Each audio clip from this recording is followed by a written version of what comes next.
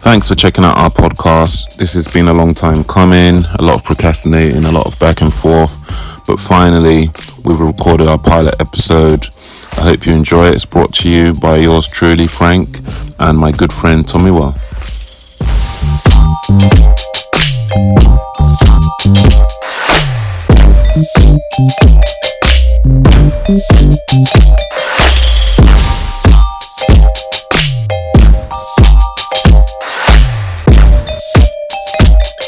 So, welcome, Frank. Welcome, Tomiwa. How are you doing? I'm good. How are you? I'm good. How's your Thursday. week been? Thursday. Halloween. Happy Friday Eve. Do you know what? Friday I'm not going to lie to you. When I was driving up here, I was so paranoid because there's so many cute kids, okay. But it's like running around, crossing the road. So, you're passing all these roads in the local area, and I was just like, whoa, this Halloween thing is serious. Trick-or-treat. But I like it. It's cute for the kids, isn't it? Like, doesn't mean anything to me. But yeah, it's cute for the kids. Yeah. So, what are your concerns this week, other than the cute kids and Halloween? I think loyalty, I'm just thinking about, like, certain things we see in media and how they play out in real life. We have hot takes, you see something like, oh, well, this is what I would do. Yeah. I'm going to use this example. Go on. This is our first podcast. So yes, it is. Hello, world. I look at, like, influencers, like what I listen to, like a couple of podcasts I listen to, Brilliant Idiots. Breakfast Club is a radio show, but not really a podcast. Yeah. But they have it in podcast format. Yeah. Then I listen to a bunch of ESPN sports podcasts. I listen to quite a lot of things. I listen to a few British podcasts here and there, but I'm not really up on what's going on. With British podcasts, I tend to listen on YouTube. Okay. And then the American ones on the actual podcast app. Yeah. Anyway, I say that to say that for me, what the biggest thing has been in, like, in media or popular culture, especially when you look at podcasts and radio and media, it's a big world, but it's also a small world. Quite small, definitely. Everyone knows everyone. Yeah. Everyone knows everyone. And really and truly, when you actually look at the podcast industry, I've looked at, there's 3 or 4 really big hit makers out there. And I'm just going to get to it. This Charlemagne situation with Angela Yee. Charlemagne. I really like the guy.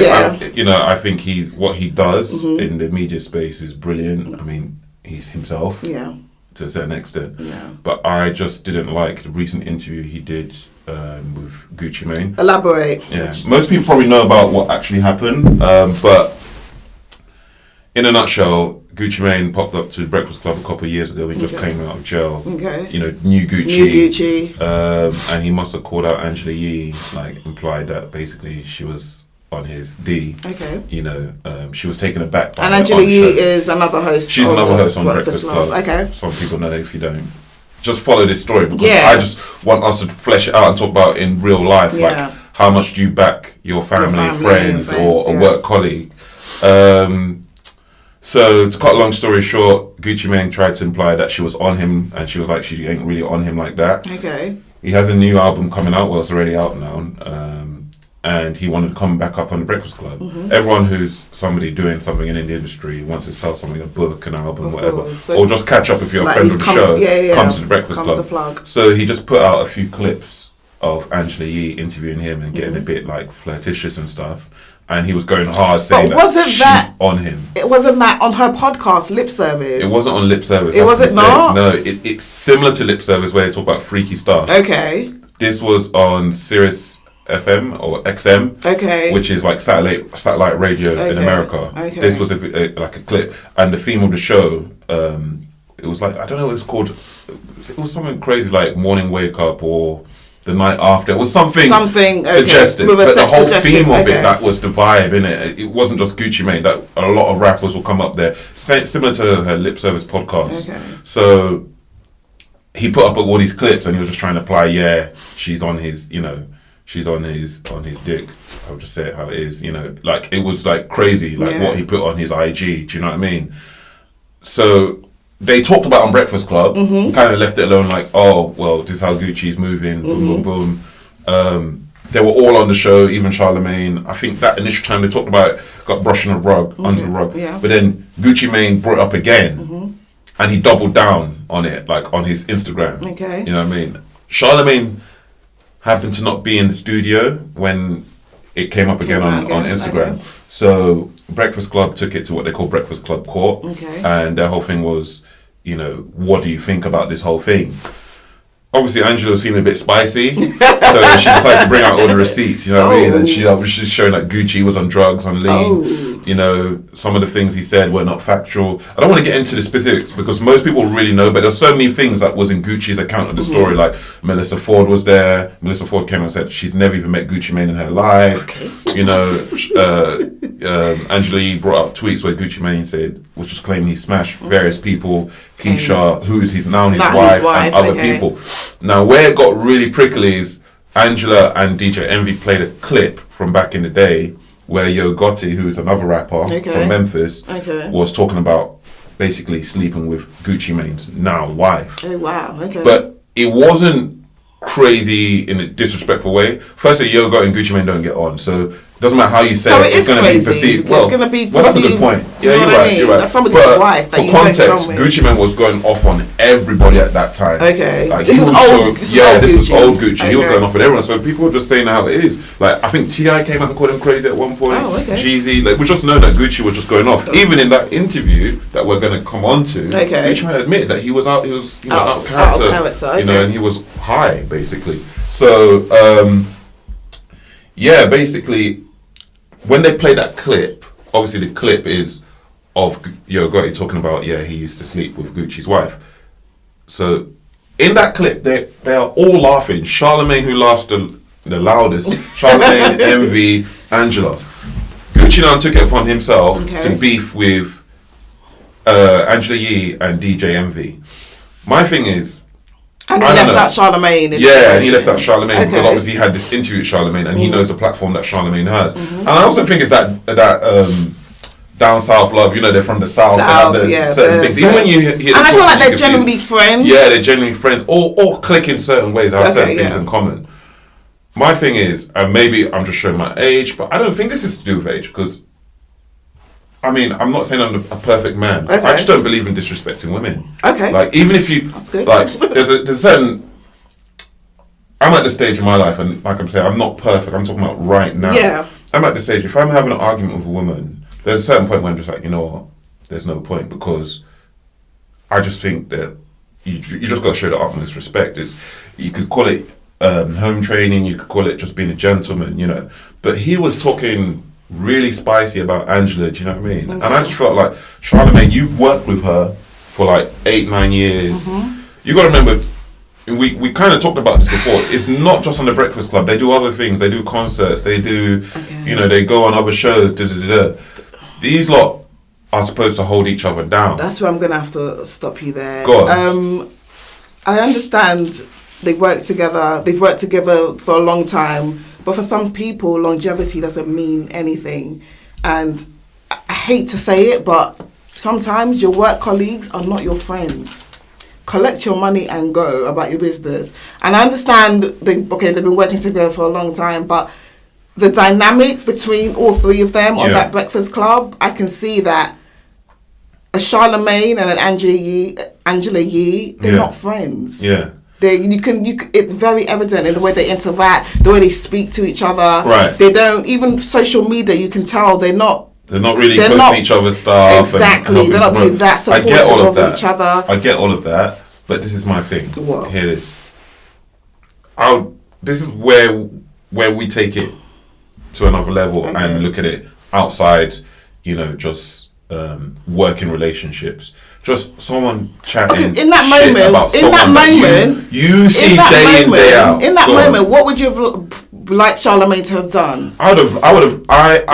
You remember he's conducting an interview, so he's working. He has to remain professional. He's talking to an artist who... There was nothing professional about that end of the interview. Listen, the point I'm trying to make This is Charlamagne we're talking about. I know this is Charlamagne, but that's another thing. You can't put someone like that not on a pedestal, but in such high esteem. I like Charlamagne. I think he's come a long way, but the whole point, he's still a piece of shit. Yeah. Like he's not. He is a piece of shit. And at the end of the day, he wasn't about. Just Gucci was saying stuff that he knew was gonna create clickbait that was going to create, do you know what I mean? Create some sort of buzz. And this is something that was on YouTube. Charlemagne has just created his own YouTube channel. He's trying to garner an audience. Things like this garner audiences. And I think that is literally what Charlemagne was thinking the whole time. Because first of all, you know, in his defense, he didn't bring up Angela Yee. He didn't bring up that whole situation. Gucci did. And it would have been silly of him on a professional level to cut Gucci off and say, oh, no, let's not talk about that, blah, blah, blah. Charlemagne is still trying to, you know, establish himself on his own. I feel like he's trying to separate himself from the Breakfast Club, hence why he has so many projects outside the Breakfast Club, hence why he's, you know, created this whole platform simply for himself. Right. Well, this is what I'm going to say. Okay. Because I don't want us to go on about it as if we're talking specifically to Charlemagne. It made me think, like I said, it made me think about things on a wider scale, right? But two things, just touching on Charlemagne, right? I look at it like, you're a seasoned professional. He says it himself. He's been in radio, you could say 20 years, 20 odd years, right? You know how interviews go. You know how they can go south. At the end of the day, right now, me and you were in the studio. If we were talking with someone, there's certain things where we're just like, you know what, we can't just put that out there because that's not my brand, that's not what I do. I'm not trying to advocate for certain things. And call it what you want. He can't come with this whole journalist integrity because he ain't got that, okay? There's certain things you just know is not good for a relationship. We're not talking about a corporate relationship, we're talking about somebody that... You gotta understand, look at the setup in the studio. He sits right next to her. I understand. They come in day in and day out. Now, my thing is, I don't want to dwell on it because depending how you look at it, right? I feel like you're expecting too much from people when you think like that. Forget bar Charlemagne. If that was anybody, you're expecting too much from people. I hear you, but that's why I said I want to ask you and apply it to real life. Okay. I work with multiple girls, ladies, work on the front desk, whatever, because of what I do for a living. Yeah. You know, you have these quote unquote attractive girls on the front desk. Okay. She's not my friend, but when we're in that workspace, you could say she's my friend, like in the workspace, or friendly. Colleague, or friendly. She's not my friend. She's not my girl. You know, I ain't backing her. Yeah. But there's a certain level of integrity that I expect to have, or I have myself, and I expect of other men. But that's if someone's chatting sideways about a girl, character. then you just check the person and say, "Yo, like." But actually, that's more of your character rather than your professionalism or your. Do you know what I mean? So you think it's not a professional obligation? Then? No, it's not a professional obligation for your co-workers or someone you work with to stick up for you or ride for you or whatever the case may be. If they do, that's more. That's more. Telling of their character rather than their obligation to do that. So let me get this straight. If you're at work, right? Okay. Also, I don't know the setup in work, but there's this guy you've been working with 6-7 years now. His name's Tim. Always say, "What's up, Tim?" You know, bit of banter. You know, come watch this YouTube clip. I'm like, oh, you know, you guys go into like meetings together, do presentations, all that kind of stuff. So you have a working relationship. Absolutely. You're quote unquote cool with this guy. Yeah. But even probably gone a few drinks, a few birthdays. You know. It's nothing deeper than that, but you have a decent working relationship with this person, right? This person now goes to a bar or a club in central London. Okay. You know, there's a camera out as well. Like, guys, let's take it back for you. This is Snapchat era where people are gas. I'm saying take it back. I know people still use Snapchat now, but you know what I mean? When Snapchat was really, really popping. Yeah. And then one guy's going off, you know, I had Tommy in the car, boom, boom, boom, just going off greasy. Like, she was hitting up my line, boom, boom, boom. And then Timmy or Tommy, whatever his name is, says, oh, really? Oh, you shouldn't say that, man. But laughing, like, and then shares it. These times, my man has got like 1,000 followers on his Snapchat. You're just going to be like, oh yeah, it's not personal, he's just my workmate. I'm going to feel some type of way. Okay. I'm answering my question there. Yes, of course I'm going to feel. Anyone in their right mind. How can you expect her not to feel some type of way? I didn't say Angela shouldn't feel some type of way. Angela should absolutely feel some type of way. Angela should be very pissed, very annoyed, and very like question his character. Absolutely, because there was a moment, it was like last year when Charlemagne was going through his situation and allegations here and there. Yeah. And Angelique backed him. She backed him. She held him down, and in a very professional way. Exactly. As well. It wasn't like I'm on his side, but it was like let's get the facts before we go ahead. Right now, we are. Her and Envy made it clear that right now in the studio we are a team. We move together. We're not taking this as a joke. We're taking this very seriously. She was reporting on it. Exactly. It went on for like 2 weeks, maybe 3 weeks. And things didn't clear up till after probably like 6 weeks. There was like 2-3 weeks, and then there was this weird period where it's like he was there and he was trying to clean up his act. And that's because the thing is, what people forget, and that's why you have to be careful with how you say things, and when you try to do things for shock value or try to project a certain image. The evidence they used to try and get him last year was stuff he was saying on his podcast, where he said it was something crazy. I don't want to hash. I don't want to go on too deep about this, but it was something crazy where he said something along the lines that before his wife was his wife, the first time they had sex, that basically it was not consensual. He got her really drunk. Yeah. So he was like, he doesn't know now in this culture if that's considered rape. Mm-hmm. So they tried to use that against him. To kind of they tried to tie it in to the situation with the other girl who accused him of I don't even know what the right word is. Sexual misconduct. Sexual whatever. Like doing something inappropriate. Yeah. Which, by the way, he beat the charge anyway when it came up. So there's a lot of people, if that's corporate, there's a lot of people that will they don't even care if it's an allegation, they'll just distance themselves. Absolutely. In this Me Too era, it's lucky he still got a job. Suspended, they're doing so many things. And I'm telling you now, just based on my knowledge on how some of these things go, it's because his co-host backed him. Because they could have both, they could have just gone to HR. They really do have a HR. They could have, it's IHOP. They really could have just gone to HR. You know what? I think you should take him off the air for the next month. Let's figure this out. But they stuck by him. So that's my thing about. I get it. Loyalty gets people to start comparing family and friends because they know he carries the show. He carries that radio station. I think it's a bit of both. I think it's questionable. Outside the Breakfast Club, I know that is their big check. But outside the Breakfast Club, Envy's a DJ. He's not.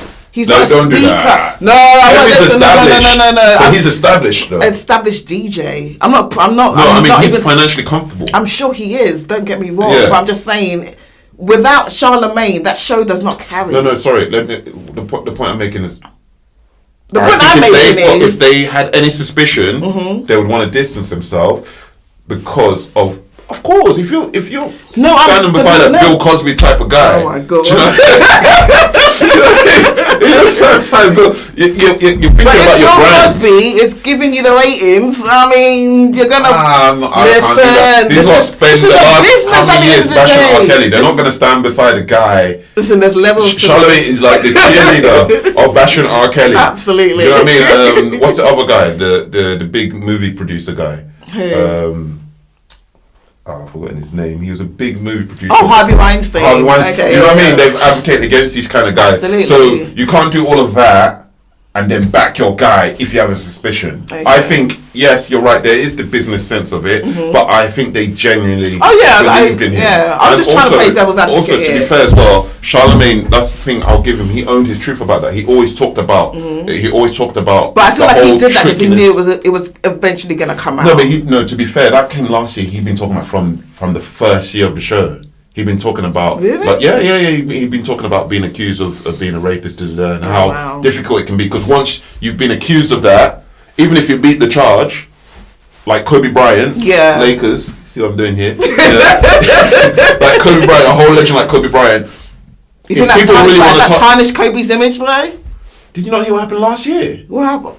He won an Academy Award for writing for the basketball thing. and they all tried to protest that he shouldn't get an Academy Award because of that. But he got it. Yeah, I know, but that's what I'm trying to say. Once you put that label on someone, it's very easy to hash it up and just say, "Well, he's a rapist. She's a rapist." Do you know what I mean? So it's a minefield. You've got to be careful with those kind of things. So what I'm trying to say, something as delicate like that, which could just ruin your career. Doesn't matter how much money you have. Once you have something like that attached to you, it can ruin your career. I don't know if you remember a few years ago, there was that, I've forgotten his name, a lot of kids probably remember him. He's not a kid anymore. He was like a dance judge or something. He was really big in LA. and then something came out about him like messing around with the younger kids. I can't remember his name. He was one of those X Factor type shows in the States. I can't remember. Probably next podcast I'll remember.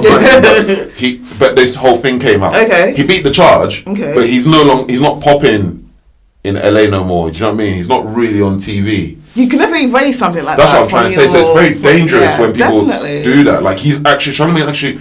No, I want to be careful what I say. I'm not going to say got away, but I'm just trying to say, let's call it in this Me Too era, in this cancel culture era, he's still doing his thing. He's still relevant. 2 New York bestseller books, doing the podcast, doing what they're doing. So that's why when I saw that thing, obviously anyone listening to this will be like, oh, you've been going on about this for a bit long, but I'm a media guy, do you know what I mean? I'm really into the media. That's what I studied.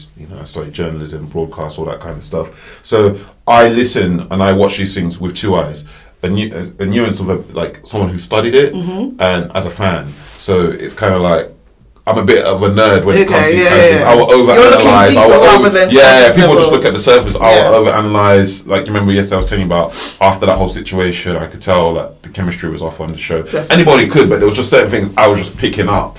But anyway, that's my piece on that. So, all in all, Charlemagne was in the wrong. I think he's in the wrong, and I think he's got to own it. And just as someone who, I listen to this podcast weekly, I watch and listen to Breakfast Club daily. I'm one of those people who, like, I study people's moves. I'm not too proud, if I know that you're really good at something, I'll follow and watch what you're doing because that could influence me, especially if I have an interest in it. Like, whether it's like watching business moves that Jay-Z does or things that Charlemagne does. It could even be like someone on IG that's like a good trainer showing like good workouts, that kind of stuff. I'm the kind of person that will like watch it with almost like a forensic lens. Do you know what I mean? Yeah. And especially if it's something that I'm deeply interested in, I'll follow it. And that's just one of those things there where I'm like, bruh, nah. Even if I saw him today and I shook his hand and took a picture, I'm not that guy, Most celebs I've met, I've always asked them a question that I've always wanted to ask them, even before I get a picture. Like when I saw Thierry Henry, obviously I'm going off, but when I saw him, this was just when he left Arsenal. So, how does it feel? He came back to play against Arsenal. That's the kind of thing I'll do.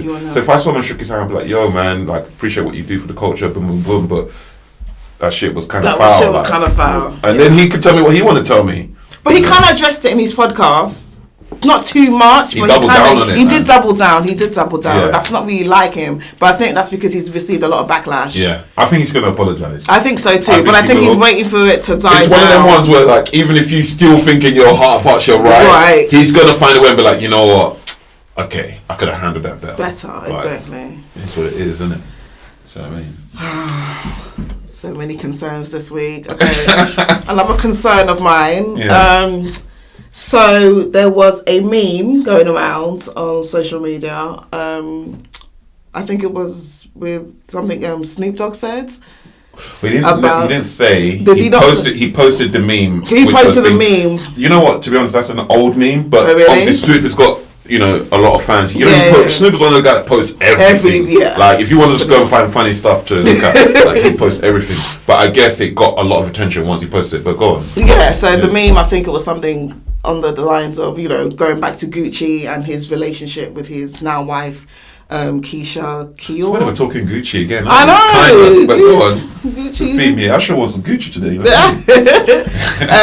So the meme said something along the lines of, this is why women, and I think it's this generation, I'm paraphrasing, women of this generation, this is why we can't settle down because we're not willing to, this is my interpretation of it, endure certain things in a relationship, in order to pull it up, in order to, receive a ring, and, that's kind of ultimately the goal that he thinks women have set for themselves. Yeah. So what's your take on that in terms of in terms of the fact that he actually believes in this, like, concept? So I'm gonna read it. Read it. What does it say? For context, he's got 500,000 likes. He goes, of course. So the meme, it's a picture of them. As you can see, they're married. Yeah. It's a nice picture, and he goes, everyone wants this, but what you'll forget was she was with wild Gucci, on drugs Gucci, cheating Gucci, in jail Gucci, publicity with other women Gucci, this Gucci after therapy, rehabilitation, this is a street man groomed in his 30s after he's been at his lowest point. Point is, this is a rider who knew what she signed up for. You bitches is with the next nigga after a couple fights.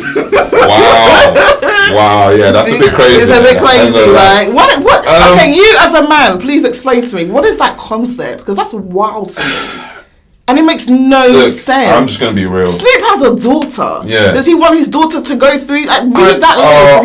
I'm not going to go through all of that before she eventually gets the ring or gets the relationship she deserves? I look at these kind of things with a bit of a nuance. Yeah. Oh God, there we go. And for context, you got to remember Snoop married very early, so maybe he's implying that he did some of these things. Absolutely. I don't know, but if I'm looking at this specifically with regard, I'm going to look at it two ways, right? Okay.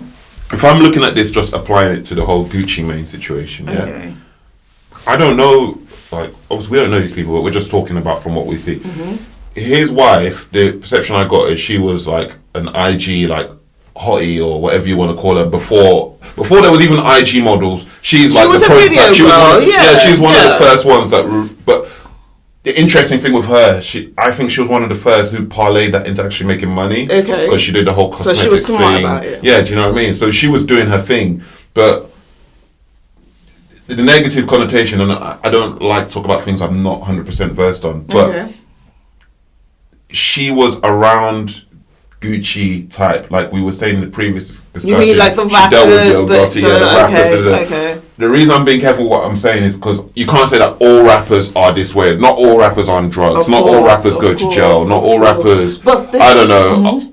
I don't know. Not all rappers have had Gucci's life, quote unquote, real whatever. Do you know what I mean? So if I'm looking at it in this regard, I think if the shoe fits, you wear it. So I think certain girls like a certain type of guy. Okay. And that type of guy comes with certain type of, attributes.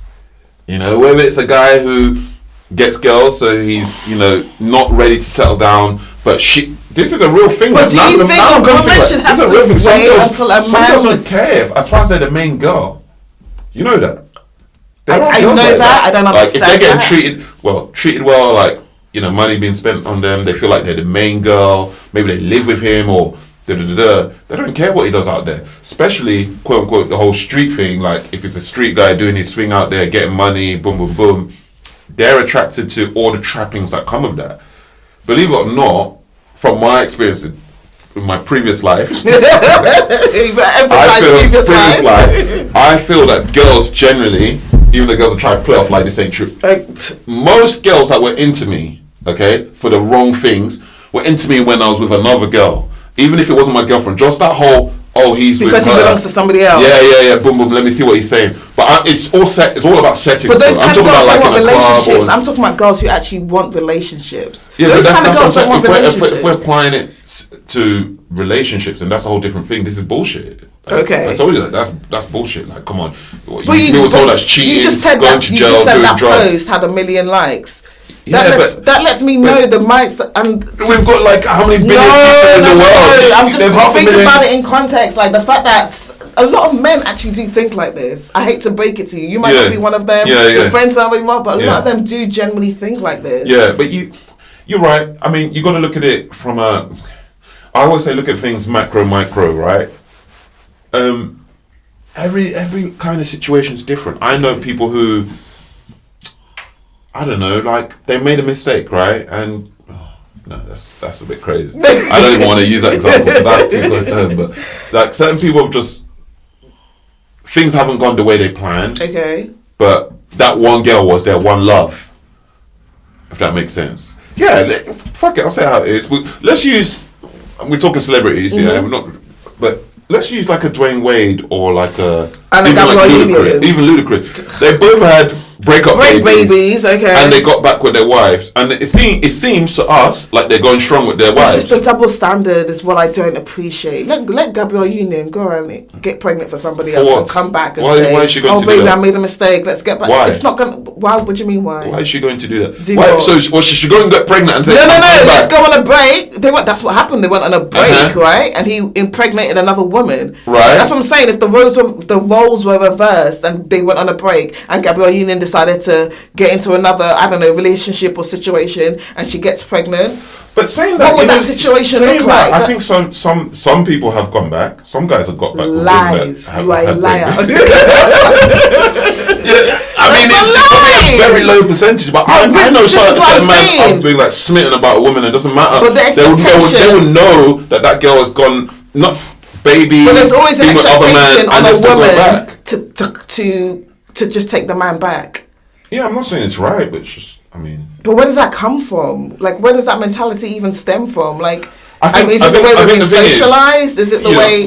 In this era now, we'll try and make it like, oh yeah, it's because it's a patriarchal society. It's not. It is. We do live in a very patriarchal society. I have a different view on it. Okay. I just think as men, we think women are better than us.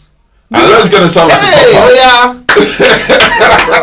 No, for real. I think that we generally think that women are better than us. Like, I genuinely think my missus is better than me. Okay, like, good. Facts. Like, as a person, like, morals, moral compass, like, we just hold women to a higher esteem. Even... so you don't expect that from us. Yeah, so that's when what we do, it does so happen. You're less inclined to want to be forgiven. Yeah, like, even when you look at your parents, right?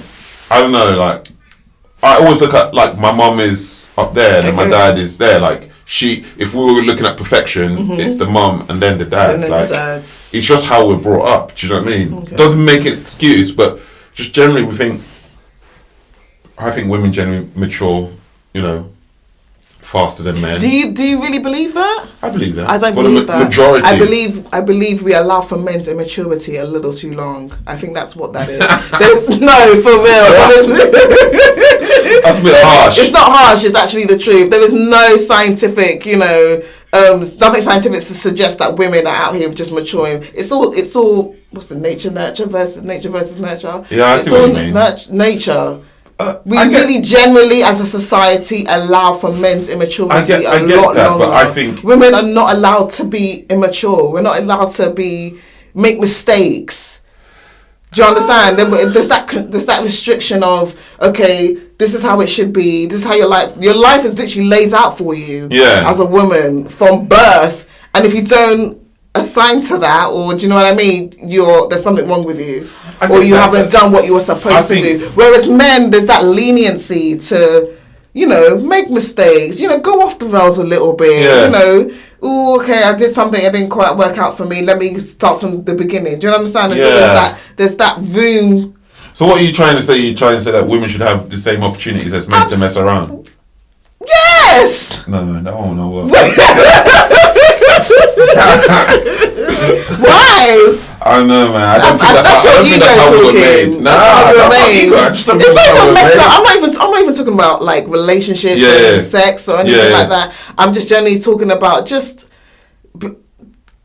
give us that leeway to discover ourselves. Do you know what? Should I Men are able to discover themselves and really get to know who they are, what they want. Whereas we're constantly bombarded with, this is how it should be, this is what you should want, especially if you're coming from a background where it's just like, okay, well, you finished school now, what's the next thing? Get a good job. What's the next thing? You got to get married. And it's just like, not everybody wants to follow that formula. Yeah. That is true, but I mean, you're saying that, but who actually puts the pressure on the women? Okay, we put the pressure on ourselves, and also society puts the pressure. Are you kidding me? We're bombarded with messages from your mums are the primary socialization. It's the mum that tells you that family. You must do this by this age. You must do this, and they'll be like, when I was your age, I was doing this. That's because society's telling them that. I know, but what I'm trying to say, the biggest proponents of that are actually our mothers, because you got to think. I don't want to say women, but I never really hear a dad saying to a daughter, when are you giving me grandchildren? I always hear it from the mum. It's like, the mum is like, obviously married, you know, your kid's gone uni, whatever, got a good job, and the next thing is like, oh, when is the grandchildren coming around kind of thing. It's almost like stages are preset. Now, this might sound a bit controversial, but I'll say it how it is, and I think it adds to the pressure to women. Women have a biological clock. Yes, I agree. I think, and this kind of ties into why men probably feel like they can mess around, like, even, you know, I've heard things like, oh yeah, you know, you can have kids as a man up until you're 70, this, that, the other. Why? I mean, I ain't trying to do that, but I'm just saying. Whereas women, I can't give the numbers because I think with, you know, medical science and stuff, you can have kids way into your 40s now. But back in the day, it was kind of like, dare I say, if you ain't had a kid at 30, everyone's just looking like, whoa, like, what's up, kind of thing. Do you know what I mean? Now, like you said, it's 40s, even mid 40s. People are having babies, do you know what I mean? So I think that also affects you because you have a small window. Think about it, yeah? Oh, no, I agree with you. Like, what, after sixth form, you come out 18 as a guy. Really and truly, most of us, in our head, we think by 30 we'd have settled down or in our 30s. So technically, you have a 10 to 15 year window to figure out what you want to do. But generally in society, most women... I don't want to say most women because I can't speak for women, but and you can jump in on this. Some women think, oh yeah, by 25, I'm engaged. That's the age, 25. Before I'm 30, I'm gonna married, and then if I'm having 2 kids, I'm gonna have them back to back. Or, do you know what I mean? So it's all like laid out, and part of that is just like you said, it's society. But I do think that biological clock, you got to think. Like I said, you know, we take for granted that. You know, medicine, like healthcare, you know, science has come a long way. Absolutely. You know, from you know how long we've been around compared to our parents' time. Our parents didn't have as much of the knowledge and some of the benefits of science and medicine, you know, that they have now. So I think that is also a big factor in how women and men are programmed. So it's like, as a woman, it's like, don't make too many mistakes, like. And this is just another deep topic, maybe for another day, but things like abortions, you know, there's this whole thing like, and I don't know enough to speak on this, but there's this whole thing like, if you have X amount of abortions, then you risk, and maybe it's a fact, you risk, like you're, you know, when you really want to get pregnant, it gets a bit risky. So there's all those kind of things, you know, so it ties into sex and ties into all these things. Whereas as a guy, really truly, if you're out here doing your thing and you're protecting yourself, you know, when you decide to figure it out, you decide to figure it out. So, I think there's the 2 parts. There's the whole society thing, how you grew up, but there's also the biological thing, which. Well, thank God for medicine, because they are actually they've developed a new treatment to slow down the progression of menopause. Oh, okay. So women can, have children later, much later on, and not have to go through the symptoms of menopause and stuff like that. So I think science is on our side. Science on our side. I mean, it's conditioned, like you said. Like even like there's been places where I work where there's no real maternity like leave set up. Oh, really? It's kind of like maternity, when you go off, paternity. Maternity. Really? Yeah, it's not progressive. Certain places I've worked in where it's kind of like. Is that more the private sector? Yeah, private sector. And as a woman, you work out that you might as well just resign. Oh. Or... I think that's where the gender gender pay gap comes in. Yeah, so it can be tricky for women. So, you know, I get it. I mean... that's like you gotta be careful when you talk about these things. I'm only going to speak on what I know about. Do you know what I mean? But I just think that I think women have it harder than men. Absolutely. I'm glad you recognize but some men don't recognise that. And them guys, you know, a lot of you say them guys, but a lot of men don't recognise that. I don't know. I think you know, most of us guys we mess around whatever.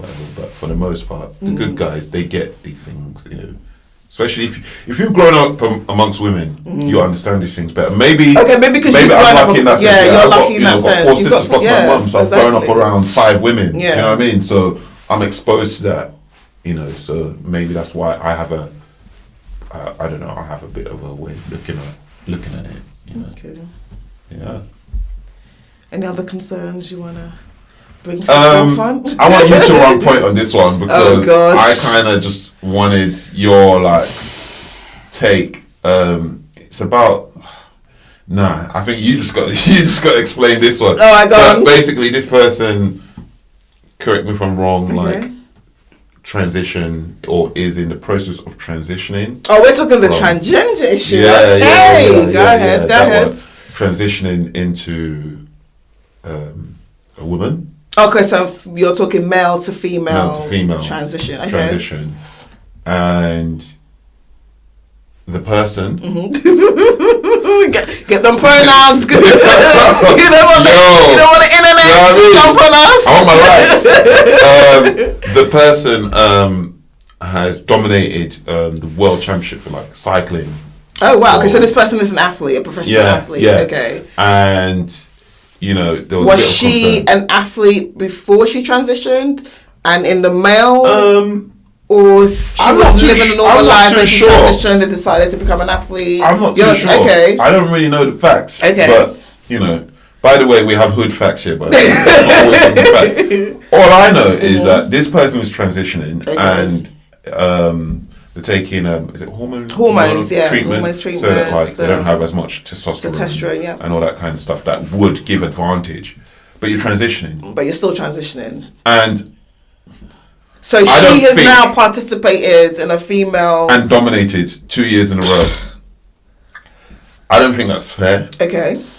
I don't know how much knowledge, how much scientific evidence there is to show that it's a fair competition. Has she been allowed to compete? What athletics body is allowed her to compete? Was this like a tour? What is this, a Tour de France? No, it's not a Tour de France. It's like I'll bring it up. It's like a World Cycling Championship. But it was, to be honest, you know what? It's one of those things that actually happened months ago. But you know how social media is. It was it just started trending and it just became a topic. And then I don't even want to go into it. But we've got that South African runner who's really is a woman. But they've been trying to say for years that she's a man. Yeah. And I just think so you want to pick and choose where you want to be biased. And I can't help but find it interesting that that's a black woman. Yeah. And this one is now a white man. Okay. Now I'm transitioning into a white woman. What was the result of that South African athlete? I think she was banned. She was banned for a few races, but I think she was allowed to run while they were still investigating. What were they investigating? Whether she was a woman? I think they were trying to investigate. It was down to something to do with the level of testosterone in her body, whether it was low enough for her to compete with other women. But this trans woman has been able to compete. There's a certain bias there. Okay, that doesn't make any sense. You see, but this whole trans movement, because to me, it is relatively new concept for a lot of people, and you can't hold that against people, especially for people who aren't knowledgeable on the topic or on the subject. Me personally, I just feel like everyone has a right to live their life how they want to. Yeah, of course. Everyone has a right to be happy. Yeah. And if that's what's going to make you happy, then by all means. However, you can't expect the world to be happy for you. Yeah. And what I mean by that is you can't expect the world to, number one, maybe address you in the way that you see fit, the way that you see yourself. Yeah. Because they might see you in another way. Do you understand what I'm saying? Yeah. And I feel like it's just, I don't know, it's almost becoming like a buzzword. Yeah, it's just, you know what it is? There's something you said there. I think what is wrong is the assumption that we should all keep pace with all these changes and we should just accept it and just move on with our lives without taking into account people's faith, people's cultural beliefs, and just people's own opinion. Like, you're allowed to have an opinion. Since when is it illegal to have an opinion? And there's certain things where just like, okay, now guys, you're taking it too far. I'm sorry. Because if you're doing that at that level, then what does that say for kids? When we're in school, yes, we all played with each other, but you still play. If you're a boy, you play on the boys' football team. If you're a girl, you play in the girls' football team or girls' netball team, boys' basketball team. And then there are sports where mixed. So what are you trying to say? If I don't know, if little Johnny, who's 7 years old, decides that he's no longer Johnny, he's Joanna, then what? He goes on the netball team and plays with the girls. Or let's even move it a bit and make it a bit more tricky. 7, you're kind of all at the same level. But they're transitioning from that age. Let's say like 12, like you're both 12, 13 years old. You're just going to say, yeah, well, because he is transitioning into a girl, then he can play with the girls. And everyone just get on board with it. Like, whether you're Christian, Muslim, Hindu, doesn't matter. Maybe African, European, whatever. Just get on board with the program. And if you don't, you're something phobic, because everyone's phobic of something. I swear phobia is fear. I know. I'm not afraid. I just don't understand. I don't understand it. It's a big difference. And my thing is because to me, as much as it's a movement, it's also a subculture. Yeah. And you can't expect everyone to adhere to that subculture. You have to be careful. Subculture. You call that whole thing a subculture. In my opinion, it's a subculture. No, like, I don't know how. I mean, for lack of a better term. No. I want you to tell me how because you're a woman, and do you know what I mean? Like, as a guy, I think heterosexual males get bashed for not being on board with some of the things that are happening more than women. Between women and trans women, and like there's been a whole big thing. Yeah. My thing is, okay, so something that really brought this to light was something I saw on Twitter. Yeah. I don't want to say her handle, but there was a tweet that went out and it says, so basically, just so you get the gist of what I'm about to tell you, always. Yeah. They do. Yeah. Do you remember that? So always they produce sanitary towels, tampons, things of that nature, and they've decided they no longer want to put a silhouette of a woman on their packaging because apparently not only women menstruate. And I'm like, hold on a minute. So I just want to read out. I'm just going to sleep. No. Listen. Let me just read out the Twitter, the Twitter post. So basically, a girl on Twitter said, "People don't get periods, women do. Yeah. People don't get pregnant, women do. Right. People don't breastfeed, women do. Being female is not a feeling. It isn't frilly dresses, high heels, long hair and makeup. I'm sick of seeing my sex erased and trivialized to accommodate everyone else.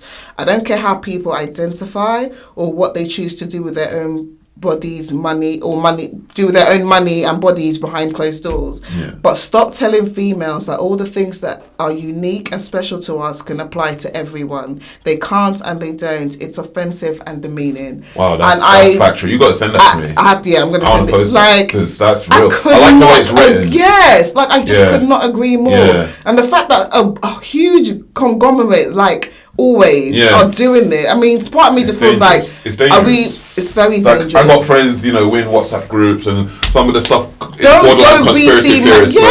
Some of this is crazy. This is crazy. A big org like that doing that, it's just like... You really removed the silhouette of a woman because not just women. Who else is getting periods? Please, let me know.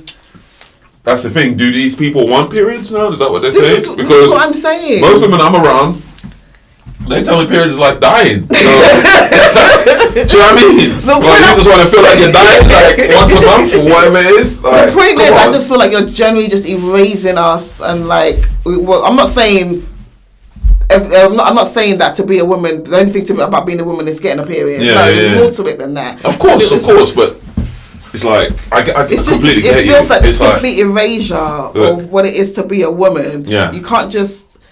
I mean, however you want to identify, I can't stress enough. Like, I will respect you enough to, call you the pronouns you wish to be called or address you. But I remember I had this couple of months back, I did actually come across a transgendered person, and it was weird how we met. But anyway. I just wanted to. No, I want to know how you met. What do you mean it was weird how you met? It was in a house party setting, but I didn't realise she was trans. Oh shit! But I think. Wow. Yeah. No, you gotta elaborate. This is what do you mean? Sounds like a TV show or something. Like what? No, I didn't realise she was trans. Okay, fair enough. Because that's not what time you're not looking at someone. So we just started conversing, and then the things that she was saying to me made me. The things she was saying made me stop and think, oh, this person is trans, blah blah blah. And I was. What do you mean by the things she was saying? I need to try and understand.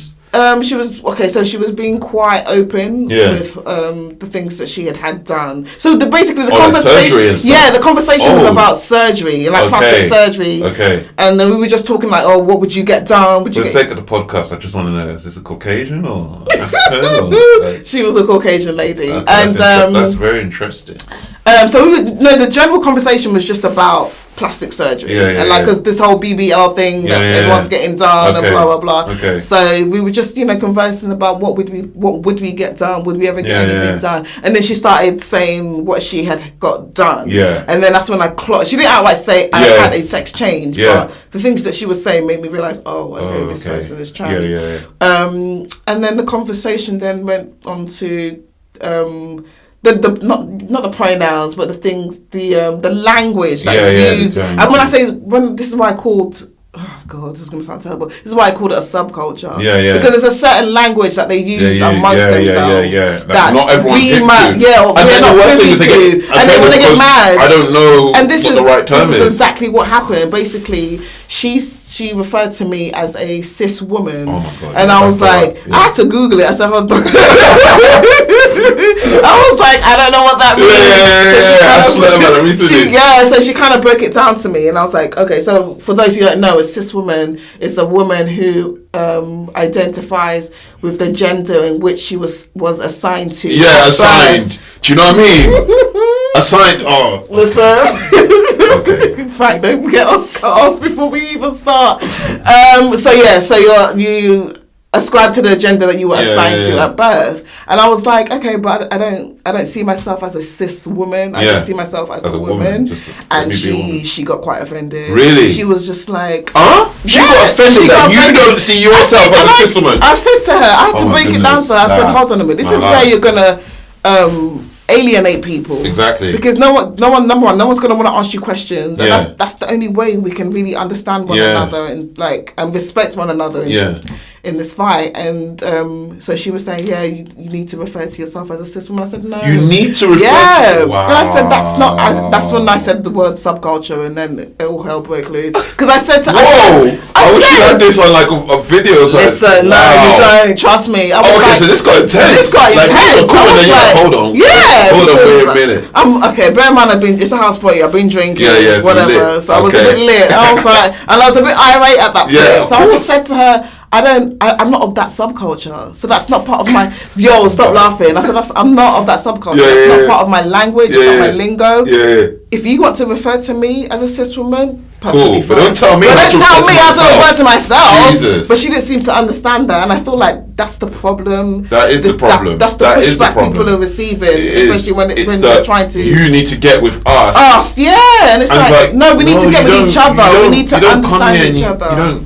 Look, there are certain things which you can say are, wrong is wrong and right is right. Yeah. And there are things which you can say are dated, and we can learn and we can evolve as a human race and as people. Absolutely. But don't try and tell someone I'm 34 years old. Don't come and tell me I'm a cis man. I'm a man. Oh my God. Okay? Human. You can call me human, okay? I'm a human. I'm a man. Alright? Don't try and say you must refer to yourself.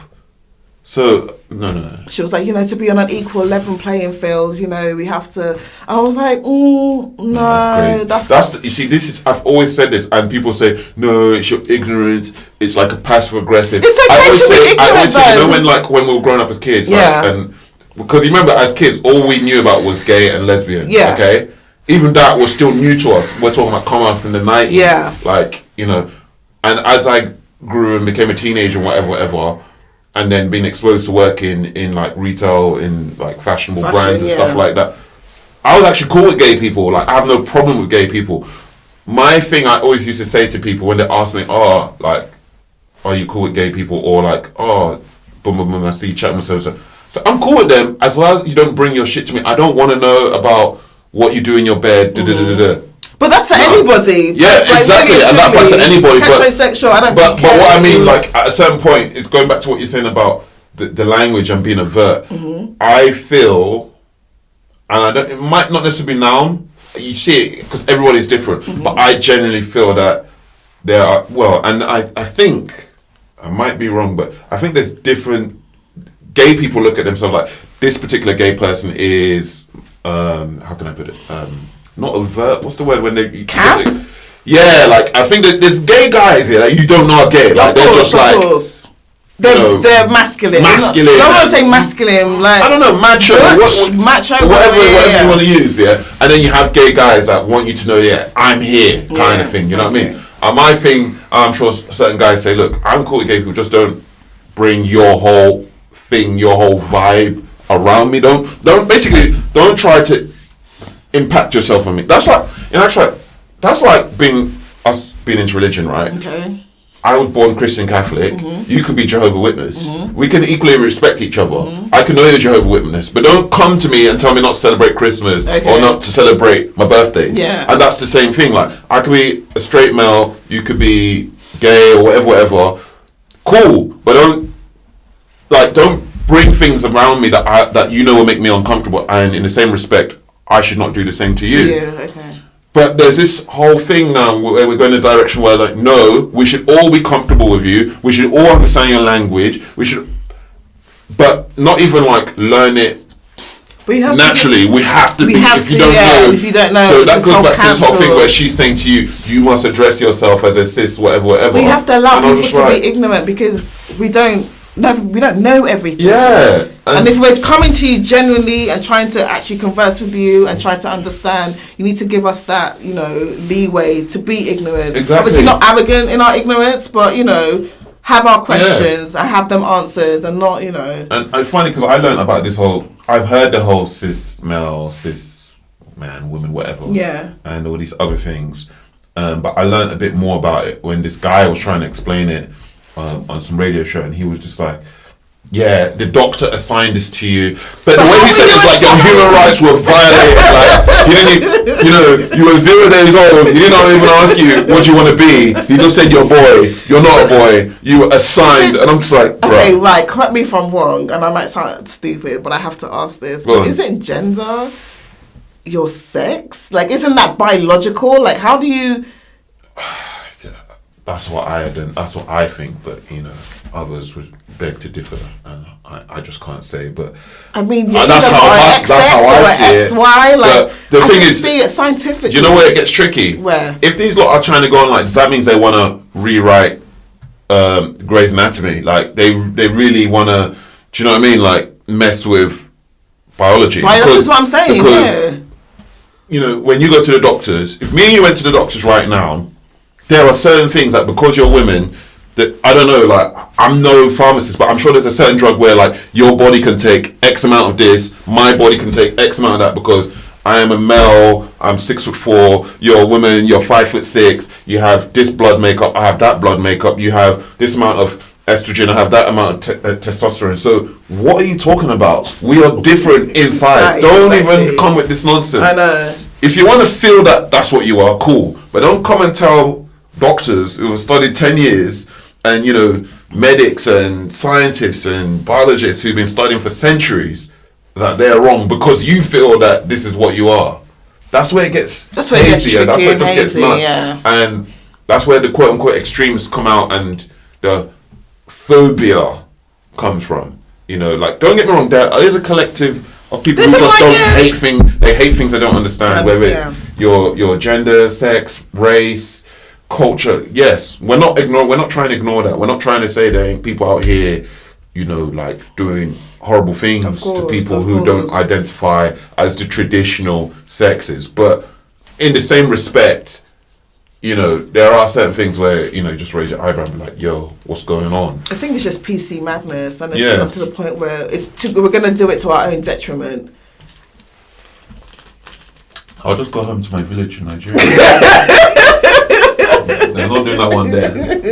I live on the farm. Oh, there's a trans community in Nigeria. Don't not my village, though. You're stupid. Not my village. They haven't reached there yet, that's fine. No. It's not reaching there. Do you know what I mean? Just farm my yams and eat my goat meat. You know what I'm saying? That's what I always say, you know. Once this Western world gets crazy, I'll just collect one way ticket. So you think it's a Western thing? This thing's not happening in my village. No, seriously, Frank. Jokes apart. I don't think it's a Western phenomenon. Thing, no. But I can say that it's perpetuated definitely more on the Western side of the world. But definitely. Do you think maybe that's because, okay, we're both African, we come from Nigerian backgrounds, but do you think that's because maybe things like that are probably a bit more suppressed where our parents are from? People aren't really encouraged to express themselves to that level. I think there's a level of, conformity. I get where you're going. And Africa's a very, let me be more specific. Nigeria is a very conservative country. Yeah. Let's be honest. In that respect. I get where you're going. I get what you mean, but yeah, I'd have to give that a bit more thought. If you ask me, top of my head, I think it's more in the Western cultures. Okay. But you are right. There is, it could be suppression. It could be. I don't know. I think we hold on in Africa, in the continent of Africa. If you say Nigeria specifically, even if you go to Southeast Asia, certain place, we hold on to certain our traditions longer. It's only in our. Well, I can't keep censoring myself, but it's our cultures where we preserve traditional marriage. Okay. Do you know what I mean? Certain elements of you remember we were having a laugh yesterday about in our culture, women are expected to know how to cook. It's in Western culture. It's in Western culture where you get home and you say, Sally, what's for dinner? And she goes, order takeaway. It's nothing. Do you know what I mean? There's no way in a Nigerian home, you go there, you come home from work, and this sounds crazy because your wife might have gone to work too. Exactly. But there's no way that you're asking what's for dinner and she goes, go and make food yourself. But what is wrong in doing that? What if you come home before your wife? You're going to sit there until she comes home before you eat dinner? No, order something, innit? There you go.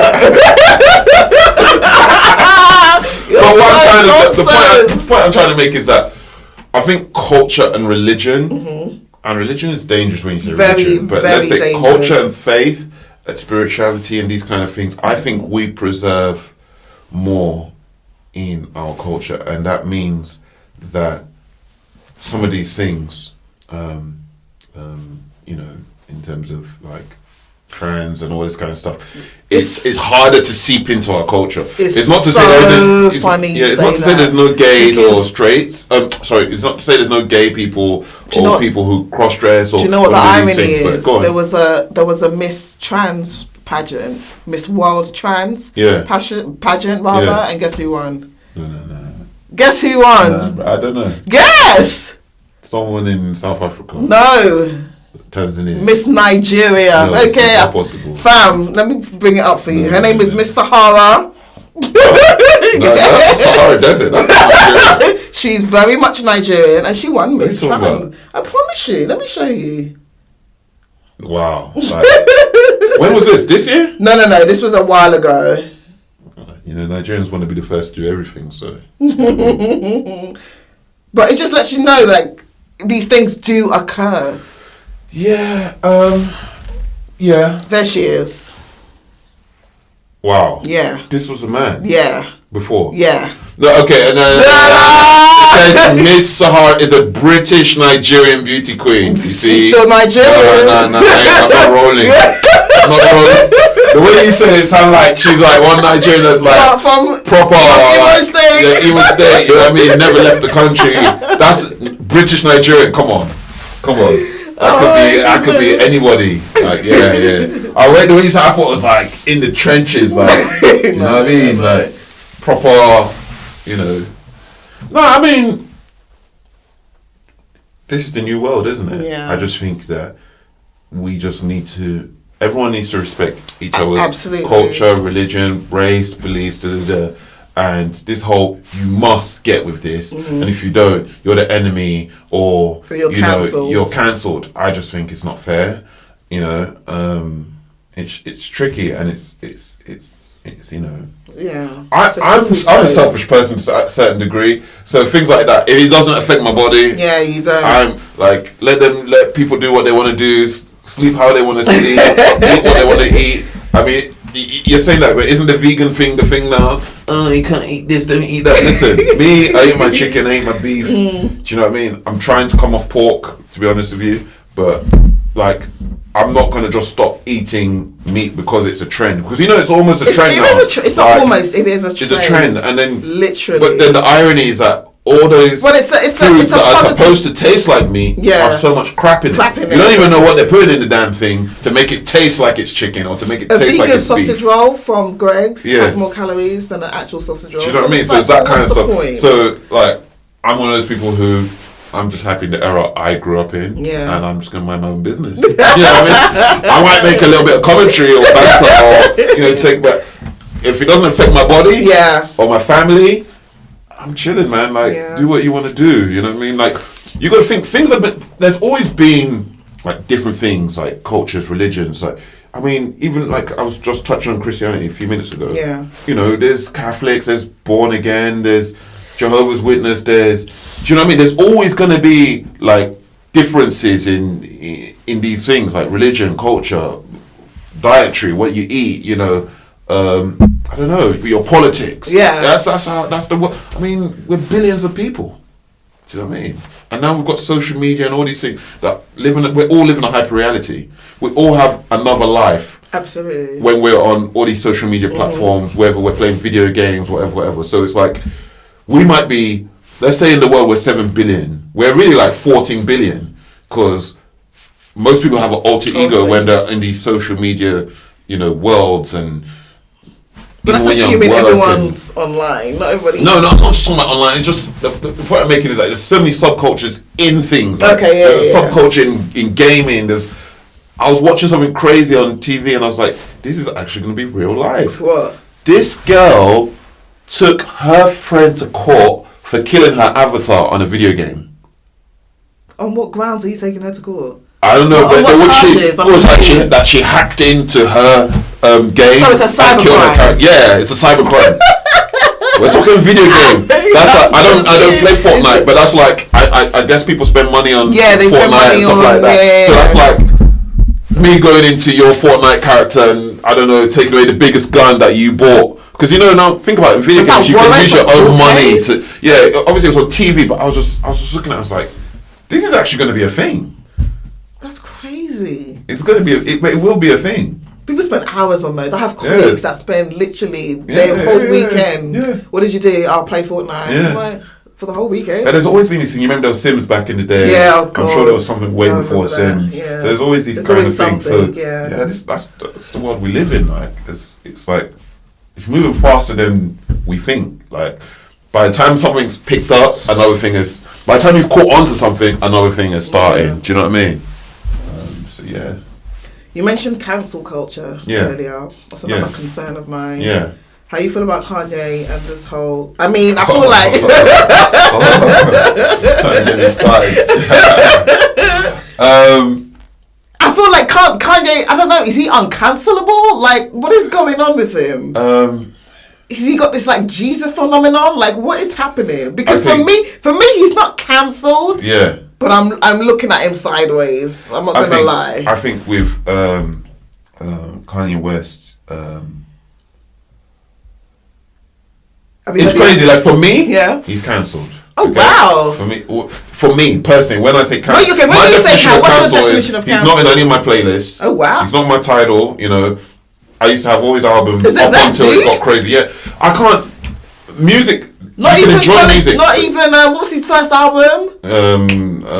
College Dropout. Nah, that's a classic. Nah, you gotta keep that on the playlist. But then R. Kelly's got loads of classics. I don't listen to R. Kelly anymore. God, R. Kelly. Exactly. I don't listen to him anymore. And for me, there's nothing anyone can say. R. Kelly's the best R&B singer of all time. Half the R&B songs you're listening to are written by R. Kelly. You're gonna stop listening to R&B music? That's different. How is that different? Because I'm not going into... Cancel the person, not their word. No, I'm still going to bump... So you listen to R. Kelly? I am bumping to Remix Ignition. I am bumping to Listen. I can do it. Because I can separate the person from the art. Really? I absolutely... Are you kidding me? So R. Kelly's song comes on, I'm going to pause it. I'm going to skip it. If it's a tune... Really? I'm bumping. I don't know actually. It's got some mad hooks. It's got a few hooks. Like if you listen to the Biggie album, the R. Kelly hook, or like the old school Nas, I'm just like, yeah. I'm gonna sing and pretend it's like half your faves have worked with R. Kelly. Half your faves have got songs with R. Kelly. You're gonna cancel all of them different. because they're guilty by association. Like taking a 100% R. Kelly album and just saying I'm listening to that.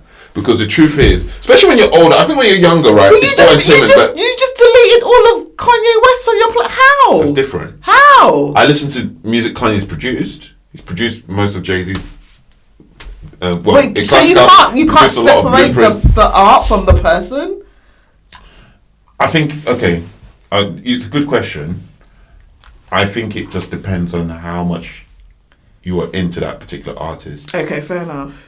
I was not really that into Kanye. Okay, so you weren't very easy for me to. Do you know what I mean? Like, dismiss. But then again, I can't say that because with R. Kelly, I just feel I just feel like listening to R. Kelly almost doesn't mean I'm supporting him, but in a way, it just feels like you support all the BS he did for years. You know what I mean? Because he sang some freaky stuff. So when you listen to some stuff, I'm like, yeah, it really just start to register. Is this about a 12-year-old? Yeah. You know what I mean? So when you put it that way, trust me, I can't. That's what I'm saying. Like he was like, why R. Kelly is the greatest, even though he tarnished his whole legacy. Yeah. It's like he could sing about anything. Yeah. He could sing about God, and you could feel it. Yeah. He could sing about his boys, like just like family, like a nice family tune. Yeah. He could sing about women, like he could do a club hit. He could do everything and do it equally as good in all arenas. Absolutely. Do you know what I mean? Like he was a genius at what he does. But I'm sorry, the man is sick. I can't really. Like, it's a big disappointment. If anything, I'm very disappointed. Him and Kanye, I'm very disappointed. Not equally, because what R. Kelly and Kanye are incomparable what they've done in their lives in terms of what we know. If you're going to be disappointed in R. Kelly, you have to be disappointed with everyone who was around, who knew what was going on, who allowed what happened to happen. What? Excuse me? Because sometimes you're around people and you hear things about them. And you look at them sideways. This is the case where I don't know if you watched the Surviving R. Kelly saga. I tried to watch it, but then the songs were bangers. So I'm not even joking. I'm not joking. Like the way they did it, no, they took the piss. They were talking about something and then they just hit you with one banger. It was like, yo, and I was like, no, I ain't doing that. Let me have my R. Kelly memories. How they were bangers, 12 Play, Chocolate Factory, like whatever, TP2. Let me remember them like that. I don't want to remember them be like, well, when he did this song, he had a 15-year-old in a bunk bed. It's not even funny. Like, I'm not trying to do that. Like, but when that came out, it came to light that a lot of people in the industry, a lot of your faves, a lot of your favorite artists were out here, and they knew what was going on. They knew. Even Meek Mill. Yeah. Meek Mill posted something and said, "You'd be surprised how your faves are absolute trash." Yeah, but do you know what it is? It's just that their nonsense hasn't come out yet. The music industry, and that's why people go broke, people get on drugs, is very toxic. Yeah. And besides R. Kelly, I'm sure there's a lot of fucked up shit that goes on in the industry. Yeah. I've heard about so many things people do just to get on. Do you know what I mean? So let's not even just do music industry, okay? Because I don't know why my head just went to those files that magically disappeared in Parliament. All those Parliament guys were abusing little boys back in the 60s, 70s. Okay, yeah. My mind's just going to places. The point I'm trying to make is that there's certain things that were acceptable. Like, we're saying all of that, but everyone knew that Elvis Presley married like a 12-year-old or something. There were certain things like, it was almost like rock star lifestyle. Like, do you know what I mean? Okay. So what I'm trying to say is, okay, this is the word I'm looking for. Some of these things were normalized in the industry. Like, it was normal to see like girls that like it was normal for guys to be into girls that look kind of young, but they're not young. Okay. And this is tricky. You know, girls have always lied about what age they are, whether it's to buy cigarettes, drugs, you know what I mean, whether it's to get into a club, So there's a very blurred line. That's why sometimes you hear certain celebrities almost like put their foot in their mouth when they say, well, the ones that try to come out in his defense, well, some of these girls, they lie about their age. Yeah. And that's not the point. You knew that they're that age, so don't mess with them. Do you know what I mean? And you knew that you could use that to like kind of like manipulate. You turned that into a thing. Like if you made one mistake, like everyone can make a mistake. Of course. Yeah. If you made one mistake, like, oh shit, I didn't know. She looked like she was 19. I didn't realize she was 15 or she was 16. Cool. But this was systematic. Yeah, of course. Absolutely. There's evidence to show that you were, actively like hunting for this type of girl. That's a whole... But forget R. Kelly. Let's go back to Kanye West. No, I don't fuck with him. Okay? Wow. Because there are a few things that are very dangerous. Reasons, but go ahead. The things that I think are very dangerous, okay? If he's bipolar or has a condition... Okay, I get it, and I respect that. But I think you don't play with religion in terms of God, okay? You don't play with mental illness as well. Don't turn it on and off. Don't pick and choose when you want to be mentally ill, okay? Yeah. And also don't play with your people. When I say your people, our race. Okay. Don't go up there with Trump and all these people and act like you're advocating for us. Yeah. You're speaking for yourself. Yeah. You're speaking for Calabasas. You're speaking for that small part of California, you're speaking for that 1%. You're not even speaking for that 1%. Exactly. You're speaking about that X% of that 1% who wants to be, quote unquote, that side of white. Yeah. But don't come here and try to act like you're advocating for black people, okay? Don't pick and choose when you want to deal with mental health, because people really do have mental illness. Absolutely. Okay? And don't play with God. You know think he's done all three? I think he's done all three. But before, it was true things that I didn't like about him, like the whole, it was just wild the way the way I saw him treat Amber Rose and then get with Kim. That was disgusting. It just looked wild, what he was doing, and then the quality of his lyrics. Like, this guy used to talk about, black empowerment. He doesn't write his own lyrics. Yeah, I know, that's a whole other conversation. But you know what I mean? Like, his music, the lyrical content just was dead to me. Yeah. Do you know what I mean? So if I'm looking at the music from the standpoint of being objective, the music got dead anyway. Oh wow. The last album that I kind of liked, even though I didn't even like him, was The Life of Pablo. I was like, it's got a couple. It's like, okay, a bit of old Kanye coming back here. But all them weird albums, that skinhead type album that he did, I don't know what it's called. The one with the blank CD. Yeah, that one. It just sounded like crazy skinhead music. That one, and now this one, I skimmed through this. Gospel music, don't disrespect the gospel music. Bro, get people that can sing. What was that? Nah. I actually haven't heard the album from beginning to end. I've heard the one thing I give him, I will give him that the fashion thing. Okay. Even though for me they're rags. Yeah, absolutely. No, I'm going more specifically to the trainers. He really done his thing with the Yeezys. I don't like the first one. No. I'm not going that far. I don't like the first one. They look like orthopedic shoes. They look like Skechers. They look like, if you've got bad heel, bad back, that kind of thing. But there's a couple of them. I don't know what the names are, because there's always Yeezys 710, 760. Not very creative with their names. But yeah, there's a couple that I'm like, okay, it's like you, all right. You know what I mean? And he almost talked that into existence, the way he pushed it, and he's making some cool kicks. Yeah. And it's nice to see, as crazy as he is, it's nice to see how he has transcended the culture. You can see like an old person, a young person wearing the train. You see kids wearing Yeezys. Like, you know what I mean? That kind of thing I look at and I'm like, you get those reminiscences, you reminisce on the old Kanye and like, okay, he was so adamant about infiltrating the fashion world, because I feel like to him that was the epitome of whiteness. Yeah. And he comes across as somebody who he yearns for and seeks white validation. Yeah, and that's dangerous. And that's very dangerous for someone's psyche. It's very dangerous because people then think that that's the way. Exactly. And there's nothing wrong with wanting to get into the fashion industry and be recognized with the Gucci's, the Louis Vuittons and all that kind of stuff. But the way he went about it was just like, dude, what are you doing? Yeah. Like, you know what I mean? Like, it was almost like he was begging to be in a space. Yeah, it's like that he wasn't invited. Do the work and then let it speak for itself. Do you know what I mean? Yeah. Like, I've heard this saying and I love it. It's like, go where you're celebrated, not where you're tolerated. Absolutely. Do you know what I mean? Like, absolutely. shit, you'll never see me force myself. I don't respect him in the fashion industry. Listen, Yeezys or no Yeezys. He was lucky. It's the hype beast era.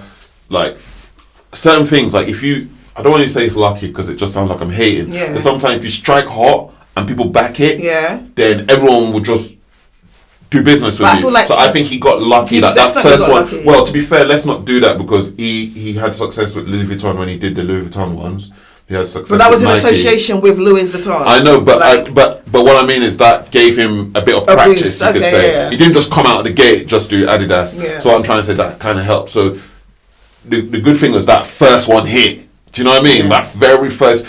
In actual fact, I remember that first pair of Yeezys more than the other 6 or 7 he's done, which have also been successful. Yeah. And once you have something like that, hit like that, and go viral, and all the kids love it and are willing to pay whatever... And you got to remember, Adidas are chasing Nike and chasing Jordan brand, you know, then you are where you are. And that's what I think happened with him. And as much as I don't want to give the Kardashians credit, let's not try and act like that hasn't helped. Of course. But all those girls, if they see Kardashians wearing stuff, they're going to want it. Do you know what I mean? So, like, it works for both. So do you think their union is one of love, or is it a business deal, Kanye and Kim? It must be love. I don't even like Kim like that, but it must be love because, to be honest with you, I don't really like to put like bad energy and things like that. But the way my man is going, I just see my man just letting his body go, not taking care of himself, looking wild, dusty. Kim is Kim. Do you know what I mean? She's got her kids. You know what I mean? She's good, Shit. He better get it together before you know it, he's going to be someone sitting crazy and she's going to be with some next 6'10" guy. There was a clip on you know what I mean? On one of their show, Keeping Up with the Kardashians, where so they were having a disagreement about he doesn't like the fact that she dresses quite sexy. Yeah, I saw that. He said it affects his spirit. I was dying. I was like, hold on a minute. I was crying. You knew who she was when you married her. You can't turn around now and tell her. I don't have another way of looking at it. What's that? And this probably supports. Listen. I'm not a Kim fan, but I had to support her. Yeah. Because she turned around and said, you might be on your little journey. Yeah, but I'm not with you. And you knew what it was. I have no way. My thing is 2 things. One, you knew who you got with. You knew what she was about. You knew what she was Don't try and affect her business. First, I think Kim is very smart. I'll always give her that. Yeah. A lot of the looks, is her, but a lot of it's also business. Of course. So don't come here because that's how you want to go about your business. This is my business. That's how we're eating out here. Everything about me. Do you know what I'm saying? That's number one. But number 2, and probably more importantly,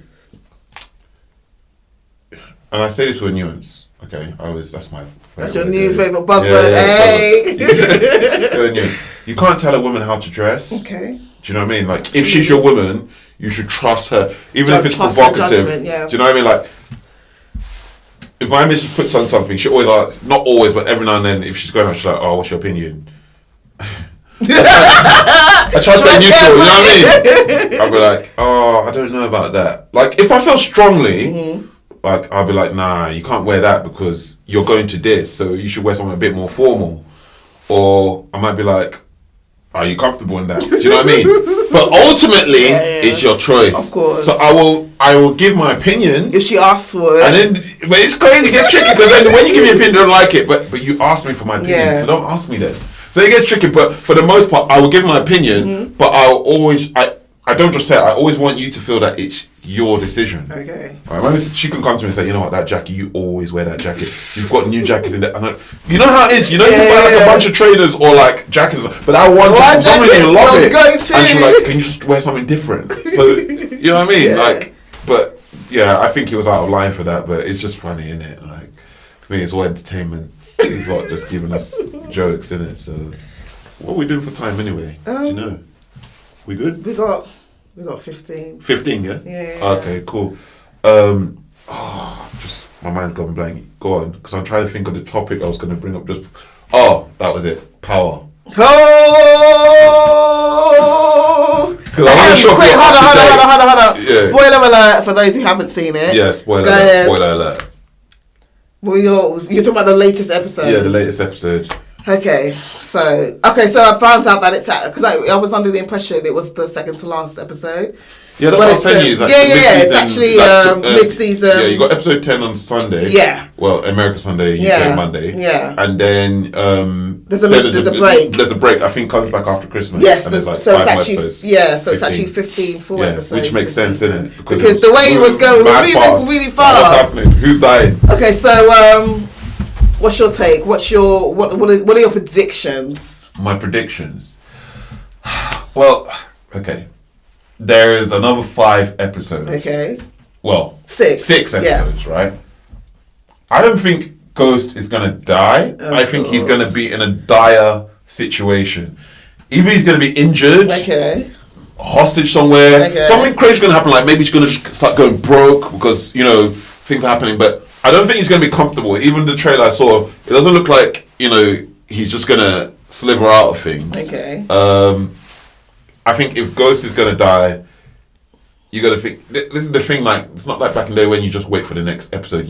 Now you know how many episodes the show has. We never cared when we were kids. We just watched. But now you know. So logically in my head, I'm like, you're not gonna kill Ghost. What are you gonna do with the rest of your 5 episodes? I have all due respect to the rest of them because I really do like them as a cast. But for me, Omari Hardwick, who plays Ghost, carries the show. You think? I think so. Nah, I think Tommy. Without Tommy, I like Tommy, man. Tommy, recently they just turned him to Arnold Schwarzenegger. All these one-liners. I'm coming to kill you. Like, come on, bro. Come on. People that come to kill people don't even say that. They say it in a different way. They say it in a slicker way. Man, just like 2 words. But that's Tommy. He's not really a man of many words. Like, unless he's talking business, he never was a man of many words. Even when he came, just remember this latest episode. He came over to see Tariq and Tash, and he was like, what did he say? I didn't come to get permission. Just so you know. I was like, rah. So you just come in, like, you don't even need to do that. Like, for me, that's actually overacting. You gotta pick and choose what Tommy's character is. Is he this volatile guy who just shoots first and asks questions later? Is he methodical? Does he actually think? Like, I kind of get it. Like, it's almost like, with all due respect, just to let you know, I'm coming to kill this guy. But, bruh, if you're gonna kill him, all this announcing you're going to kill him. That's his family. You have to let them know. That's what I'm trying to say. Like, give them a heads up. For me, I think it's overacted. Well, you're saying all of that. Yeah. These times, my man is saying that he doesn't know that Tasha killed Keisha.